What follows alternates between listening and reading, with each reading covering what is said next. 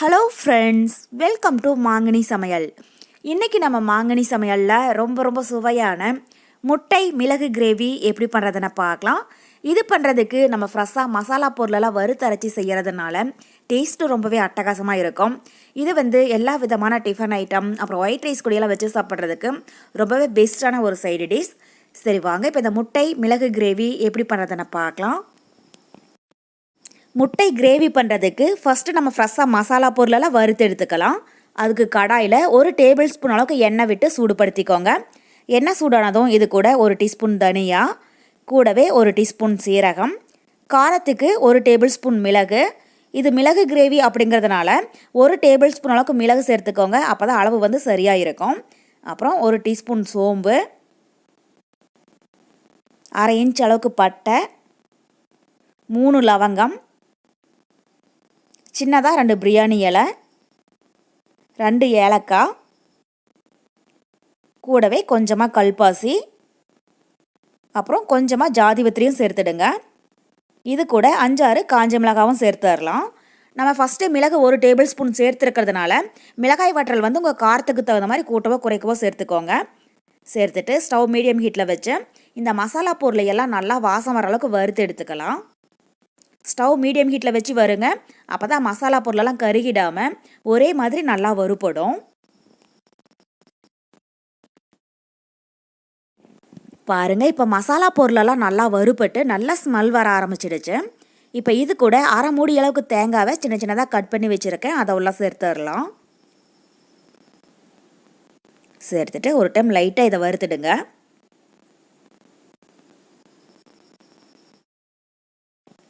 இப்போ மசாலா பொருளெல்லாம் தேங்காவோட சேர்ந்து நல்லா வறுபட்டுருச்சு. இந்த ஸ்டேஜில் ஸ்டவ் ஆஃப் பண்ணிடலாம். இது 5 நிமிஷம் நல்லா ஆறட்டும். ஆறுனதுக்கு அப்புறமா இதை மிக்ஸி ஜாருக்கு மாற்றிட்டு ஃபஸ்ட்டு தண்ணி சேர்க்காமல் அரைச்சிக்கோங்க, அப்போ தான் மசாலா பொருளெல்லாம் நல்லா ஆறப்படும். ஓரளவுக்கு ஆறப்பட்டதுக்கு அப்புறமா கொஞ்சமாக தண்ணி விட்டு நல்லா நைஸாக இருக்கிற மாதிரி அரைச்சி எடுத்துக்கோங்க. இதை அரைச்சிட்டு வந்துடலாம்.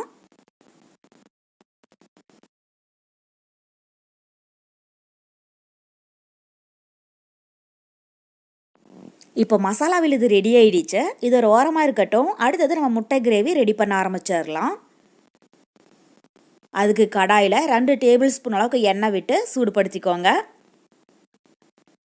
எண்ணெய் நல்லா சூடானதுக்கப்புறமா இது கூட 1 பெரிய வெங்காயம் நல்லா பொடியாக கட் பண்ணி வச்சுருக்கேன், அதை உள்ள சேர்த்துடலாம்.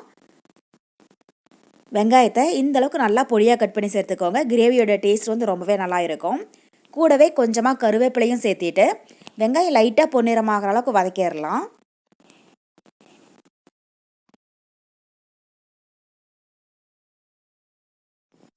பாருங்கள், இப்போ வெங்காயம் நல்லா கோல்டன் ப்ரௌனாக வதங்கிடுச்சு. இப்போ இது கூட பெரிய சைஸில் நல்லா பழமாக 1 தக்காளி கட் பண்ணி வச்சுருக்கேன், அதை உள்ள சேர்த்துடலாம். நான் பெரிய சைஸில் 1 தக்காளி சேர்த்துருக்கேன். சின்னதாக இருந்துச்சுன்னா 2 அளவுக்கு சேர்த்துக்கோங்க. கூடவே 1/4 டீஸ்பூன் மஞ்சள் தூள், அப்புறம் வெங்காயம் தக்காளி வதங்கிறதுக்கு கொஞ்சமாக உப்பும் சேர்த்துட்டு தக்காளி நல்லா சாஃப்ட் ஆகிற அளவுக்கு வதக்கிடுங்க.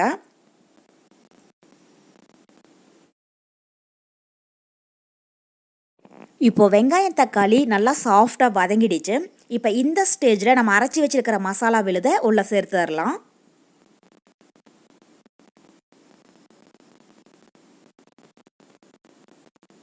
சேர்த்துட்டு இது ஒரு 5 நிமிஷத்துக்கு இந்த வெங்காயம் தக்காளியோட சேர்த்து நல்லா வதக்கிடுங்க. மசாலா விழுது ஓரளவுக்கு நல்லா வதங்கி எண்ணெய் பிரிஞ்சு வந்ததுக்கப்புறமா நம்ம கிரேவிக்கு தேவையான அளவு தண்ணி சேர்த்துடலாம்.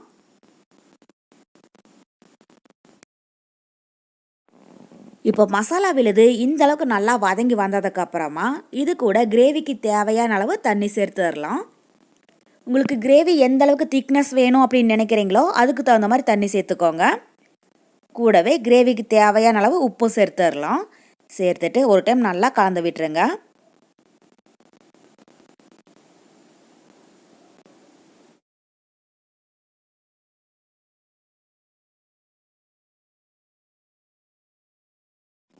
இப்போ நல்லா கலந்து விட்டுட்டு கடாயோடைய மூடி போட்டு மூடி வச்சுடுங்க. மீடியம் ஹீட்டில் 10 நிமிஷம் இருக்கட்டும். அப்பப்போ இடையில ஓப்பன் பண்ணி கிளறி விடுங்க. 10 நிமிஷத்துக்கு அப்புறமா எப்படி இருக்குன்னு பார்க்கலாம். இது 10 நிமிஷம் இருக்கட்டும். இப்போ 10 நிமிஷம் போல் ஆகிடுச்சு. மூடி ஓப்பன் பண்ணி பார்க்கலாம். பாருங்கள், கிரேவி ஓரளவுக்கு திக்காகி லைட்டாக எண்ணெய் பிரிஞ்சு வர ஆரம்பிச்சிடுச்சு. இப்போ இது கூட 5 முட்டை வேக வச்சு எடுத்துருக்கேன். இதை லைட்டாக அங்கங்கே கட் பண்ணிவிட்டு உள்ளே சேர்த்துடலாம். இது மாதிரி முட்டையை அங்கங்கே கட் பண்ணிவிட்டு சேர்த்துக்கோங்க. அப்போ தான் மசாலா பொருளெல்லாம் முட்டைக்குள்ளே இறங்கி சாப்பிட்றம்போது டேஸ்ட்டு ரொம்பவே நல்லா இருக்கும். இப்போ முட்டை உள்ளே சேர்த்துட்டு ஒரு டைம் நல்லா கலந்து விட்டுருங்க.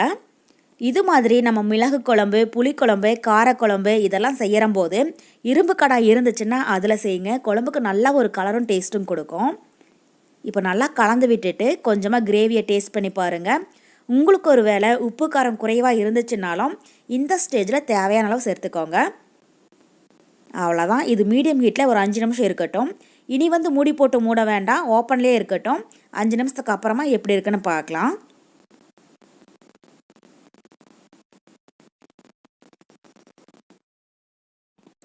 பாருங்கள், இப்போ 5 நிமிஷத்துக்கு அப்புறமா நம்ம முட்டை கிரேவி நல்லா திக்காகி எண்ணெய் பிரிஞ்சு வர ஆரம்பிச்சிடுச்சு. மசாலாவுடைய பச்சை வாசனையும் போயிடுச்சு. கடைசியாக வாசனைக்காக பொடி பொடியாக கட் பண்ணின கொஞ்சம் மல்லி இலை தூவி விட்டுட்டு ஸ்டவ் ஆஃப் பண்ணிடலாம்.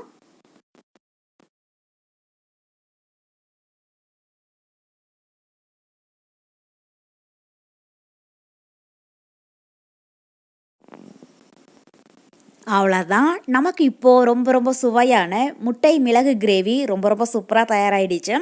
ஸோ கண்டிப்பாக நீங்களும் இதே மெத்தடில் ட்ரை பண்ணி பார்த்துட்டு எப்படி இருக்குன்னு கமெண்ட் பாக்ஸில் சொல்லுங்கள்.